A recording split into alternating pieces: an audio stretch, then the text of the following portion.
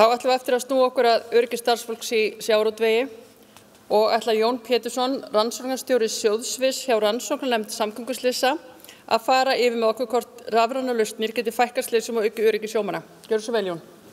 Takk.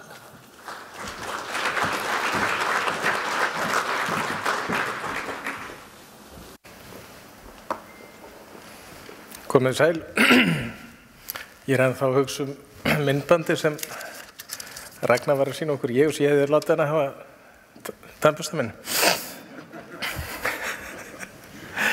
En ég hérna starfa hjá rannsóknarnefnd samgönguslysa og sumir spyrja mig hvort ég vinni hjá Samgöngustofu. Það er ekki. Þetta er sem sagt lítil stofnun sem undir innviðaráðuneytinu í dag og vinnur að slysarannsóknum. Og það eru 3 svið hjá stofnuninni, það er flugsvið og það er yfirleitt svona mestur áhugi á því. Ef það verður fyrir niður flugvél þá er allir fjölmiðlar, eins og þið vitið, uppteknir í marga daga. Og svo er umferðarsvið sem rannsakar banaslys í umferð og svo er sjósvið. Ég fer aðeins yfir þetta hérna eftir. Okkar hlutverk, það er fyrst og fremst þetta. Það er að fækka slysum og auka öryggi samgöngum með því að efla og bæta slysarannsóknir. Og rannsóknir, það er eingöngu með því að leiða í ljós orsakir samgönguslysa. Ég kem aðeins betur inn á þetta eftir. Sviðið sem ég er á, sjósvið, og það rannsakar sjóslys þar sem skip á hlutamáli og þetta eru slys sem verða á íslensku yfirráðasvæði og við skoðum líka á rannsókum sjóslys þar sem skip sem skráð er á Íslandi ef sjóslysi verður annars þar í heiminum og við eigum svona í alþjóðlegu samstarfi með þetta. Gengur yfirleitt vel og ég nýlega hef til dæmis þurft að leita til danskra systurstofnana eftir upplýsingum. Þeir sendu mann í 6 klukkutíma hvoru leið að keyra til að ná í tiltölulega lítið plagg fyrir mig. Þannig að samstarfið við þessar alþjóðlegu stofnanir er bara mjög gott. Liður C og D, við skoðum líka svona gummibátaslys og svona spýtbátaslys og köfunarslys. Og svona ég ætla aðeins að hnykkja þessu að það ber að tilkynna öll sjóslys, það stendur í lögum. Það er alveg skýrt og textinn þetta neðst stendur í öllum okkar skýrslum. Ég kom aðeins inn á þetta í upphafi. Okkar tilgangur er ekki að skipta sök eða ábyrgð og gögnin, skýrslurnar sem við skilum frá okkur, það er ekki heimilt að nota þær í dómsmáli. Það er einhver misskilningur með þetta, við höfum orðið varið við það og fleiri. Að fólk er að bíða eftir okkar niðurstöðum en það er ekkert upp að segja, bara best að fólk haldi sína leið því þetta er ekki gögn sem hægt er að nota. Og svo í svona 10. aðeins að starfsmenn RNSA, við erum 7, þetta er svona pínulítil stofnun, örstofnun, en það eru, nefndarmenn eru í heildina talið 13, það er formaður, 6 aðalmenn, 6 varamenn og það eru raunverulega þeir sem álykta, það eru þeir sem skila niðurstöðu. Við svona starfsmennirnir bara undir og sinnum rannsóknum og í nefndin eru það eru svona sérfræðingar á hverju sviði, það eru skipstjórar, vélstjórar, lögfræðingar og við höfum aðgang að ótal sérfræðingum líka. Þetta er tekið úr ársskýrslunni okkar og hérna eru upplýsingar um það hvaðan við erum að fá tilkynningar slys og þetta er náttúrulega svona okkar, þetta eru tölur frá 2011 og ég ætla nú að reyna þetta. Þið sjáu hérna sko, þetta hefur nú svolítið breyst. Það er ennþá þannig samt að við erum að fá nokkra tilkynningar úr fjölmiðlum og hvergi annars staðar. Þetta eru svona okkar þessi samstarfsaðilar, það er lögreglan, vaktstöðin. Þeir tilkynna okkur slys eða verða, það var aðeins minnka þetta líka. Vaktstöðin líka, útgerði tilkynna slys, slasaði. Og þetta er sko, hérna er þetta allt slys, þessi slys hafa öll verið rannsökuð sem eru tilkynnt. Svo eru náttúrulega slys hérna sem eru tilkynnt til sjúkratrygginga sem er skylda samkvæmt lögum. Af þessum 112 slysum í fyrra þá voru 31 sem voru rannsökuð sérstaklega. Þetta eru svona 80-90 slys á ári, eitthvað svoleiðis sem við erum að skoða. Tölfræði. Þetta eru nýjustu tölurnar, sko. Þetta er þetta ár, ég tók þetta saman hérna í síðustu viku. Og þetta eru slys sem eru tilkynnt innan viku. Þetta eru slys sem eru tilkynnt innan 2 vikna. Þetta eru hlutfallstölur, þetta eru prósentur. Hérna er innan mánaðar, hérna er innan 3 mánaða og hérna eru meira en 3 mánuðir frá því að slys er tilkynnt til sjúkratrygginga og það er til að, já, frá því slys verður að það er tilkynnt til sjúkratrygginga Íslands. Þannig að þessi 2 fletir náttúrulega eru svakalega stórir, menn eru að tilkynna slys mjög seint oft og það gerir náttúrulega rannsóknir miklu erfiðari. En auðvitað er þetta sko talsvert hérna smáslys, það er staðreynd sko. En svona lítil slys sko geta stundum haft alvarlegar afleiðingar svona. Þannig að það er betra að tilkynna slys og við skoðum það og leggjum mat á það, við eigum þá upplýsingarnar, heldur en að tilkynna ekki. Og svo ef maður spyr sko, hefur einhver trassað að tilkynna slys á sjó? Ég er einn af þeim sko. Ég viðurkenni það, ég trassaði þetta. En þetta auðveldar svakalega rannsóknarstörfin. Nú, þetta er, ég segi, þetta getum við gert betur sko. Vátryggingafélag Íslands, núna held ég sjómannadaginn í fyrra, 2021, gaf sko íslensku sjómönnum þessa lausn sem er rafræn lausn og það er þetta kerfi hérna, Atvik.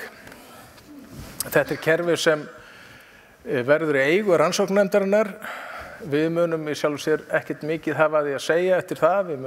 Það er bara fyrirtæki sem sinnir einhverju hérna, þróunarstarfi.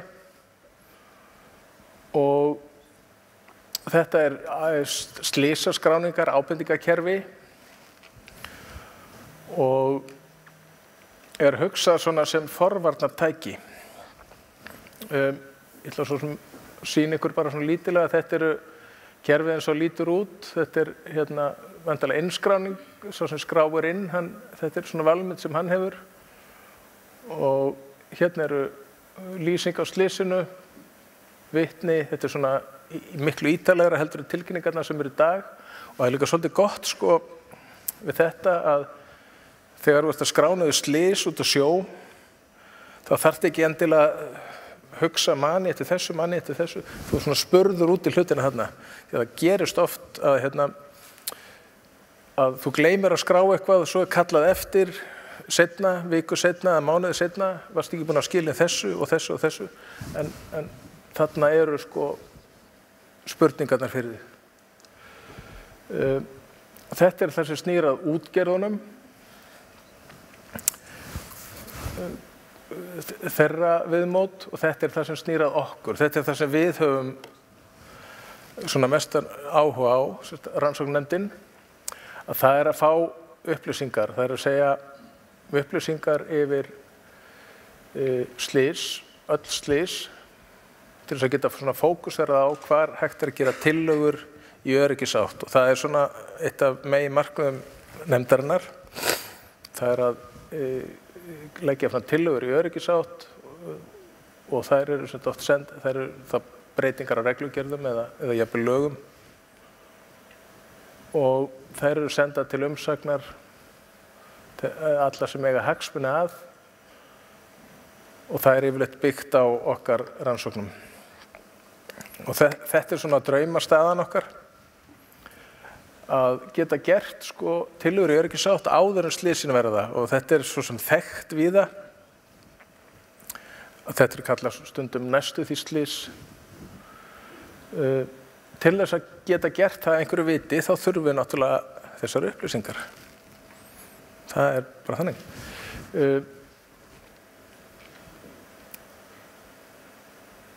Við skulum samt ekki fókusera á dramatíkina sem var hérna aftan og þannig við erum komin á þetta áður og hrósa okkur það sem vel gert. Það eru svona cirka 30 ár síðan ég fór fyrst á námskeið hjá Slysavarnaskóla sjómanna og það var eiginlega alltaf þannig nú komið að þessu, þetta meira vesenið, þetta tekur 2-3 daga, það var alveg glata, þetta var þvílík kvöð. En svo varð einhver hugarfarsbreyting og það tók smá tíma, alltaf hafi ekki tekið hjá mér svona 5 eða 10 ár, eitthvað svoleiðis, segi það nú ekki. En það allavega tók tíma, en í dag þetta námskeið sem menn hlakka til að fara á. Ég eiginlega get alveg fullur sem það og það allt annað andrúmsloft þarna eins og í upphafi af því þeir voru að breyta viðhorfi þeirra sem sóttu námskeiðin og það þarf eiginlega að gera það líka með slysaskráningar. Þetta kerfi Atvik sjómenn á að vera aðgengilegt í lok apríl. Við reknum með að það verði. Ávinningurinn af þessu kerfi fyrir svona samfélagið, nú ég ekki bara að tala nefndina sem slíka, að slys og upplýsingar skila sér miklu fyrr. Og þetta eiginlega lykilatriði að upplýsingar þurfa að koma sér fyrst til þess að það sé auðveldara að rannsaka. Hamfara minni svona tiltölulega stutt og menn muna ofta ekkert margar vikur eftir tíman hvað nákvæmlega gerðist. Þess vegna mönnum kennt að skrá niður og þess aftar. En við þurfum líka rannsakendur að við þurfum líka að geta brugðist fljótt við. Nú, það liggur í augum uppi að meira magn upplýsinga, það leiðir til betri rannsókna. Og ef við styttum tíman frá því atvik tilkynnt, það gerir rannsóknin alltaf nákvæmara. Og lykilatriðið þetta að með því að rannsaka þessi næstu því slys sem við höfum talað sjóatvik, þá hægt að koma í veg fyrir alvarleg slys, hugsanlega. Þetta seinasta glæran hjá mér, þá þetta hverjir nota þetta kerfi. Það eru útgerðir og útgerðin hefur mikla hagsmuni af að geta nota svona kerfi. Og þeir munu náttúrulega greina atvik og við í sjálfu sér erum ekkert að blanda okkur í það. Þeir bara vinna með þetta kerfi. Þeir munu að fá aðgang á því. Og sjómenn, þeir munu nota þetta væntanlega sín megin og þeim verður kennt á þetta kerfi í Slysavarnaskóla sjómanna. Þeir munu allavega að fá einhverja fræðslu það. Takk.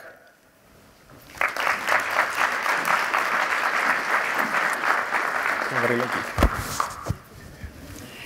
Kæra þakki Jón fyrir að fara yfir þetta með ykkur og til hamingju með þetta. Af því að ég hef verið í sömu sporum þegar við erum að opna svona rafræna skráningu vinnuslysa. Þetta rosa mikilvægt og það ofboðslega, ég ætla bara aðeins að fá að misnota stöðu mína hérna, bara hvetja alla til að skrá slysin, tilkynna slysin, þegar það í landi, þá það til okkar í Vinnueftirlitinu og þegar sjórinn þá það rannsóknarnefndin, ekki nefnd? Já.